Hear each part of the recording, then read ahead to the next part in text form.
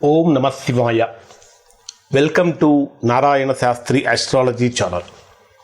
ఈరోజు మనము 2026 సంవత్సరం ఫిబ్రవరి 23వ తేదీన ఏర్పడుతున్నటువంటి పంచగ్రహ కూటమి యొక్క ప్రభావం మేషరాశి వారి మీద ఎలా ఉంటుంది, ఎటువంటి జాగ్రత్తలు తీసుకోవాలి, లాభమా నష్టమా అనే విషయం చూద్దాం.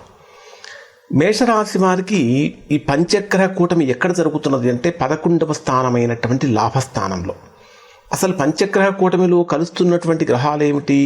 రాహువుతో పాటు రవి, బుధుడు, కుజుడు, శుక్రుడు, ఈ 5 గ్రహాల కలయిక.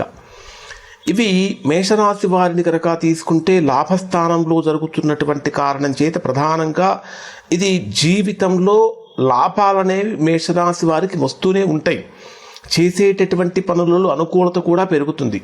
అయినప్పటికీ చేసేటటువంటి ప్రతి పనిలో కూడా చాలా అప్రమత్తత అవసరము.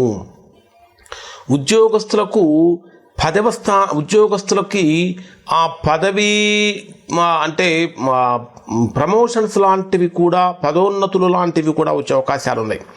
వ్యాపారస్తులకు కొత్త ప్రాజెక్టులు, కొత్త పెట్టుబడులు, పెద్ద పెద్ద కాంట్రాక్టులు, సోషల్ మీడియా నెట్వర్కింగ్ ద్వారా ఆదాయం పెరిగే అవకాశం ఉంది. ముఖ్యంగా తీసుకుంటే ఈ 11వ స్థానంలో రాహువుతో పాటు రవి, కుజ, బుధ, శుక్ర గ్రహాలు, కుజరాహుగ్రహాలు శత్రుగ్రహాలు, అలానే రవి రాహుగ్రహాలు శత్రుగ్రహాలే. ఈ గ్రహాల యొక్క ప్రభావం కారణం చేత కొన్నిసార్లు ఆవేశంతో కనుక మాట్లాడినట్లయితే స్నేహితుల మధ్య విభేదాలు వచ్చే అవకాశాలు ఉంటాయి. అయితే శుక్రుడు కూడా లాభస్థానంలోనే సంచరిస్తున్నటువంటి కారణం చేత ప్రేమ విషయాలలో మంచి పరిణామాలు ఉంటాయి అని చెప్పాలి. పెళ్లి ఆలస్యంగా ఉన్నటువంటి వారికి, ఆలస్యం అవుతున్న వారికి వివాహం జరిగే అవకాశాలు కూడా ముందుకు వస్తూ ఉంటాయి. ఒక రకంగా చెప్పాలంటే విద్యార్థులకు ఇది గోల్డెన్ పీరియడ్గా ఉండబోతుంది. పోటీ పరీక్షల్లో మంచి ఫలితాలు వచ్చే అవకాశాలు కూడా ఉన్నాయి. ఆరోగ్యపరంగా కూడా దాదాపుగా అనుకూలంగానే ఉంటుంది అని చెప్పాలి. మొత్తం మీద కనుక తీసుకుంటే ఈ పంచగ్రహ కూటమి గొప్ప గొప్ప అవకాశాలను మేషరాశి వారికి దగ్గర తీసుకొస్తుంది.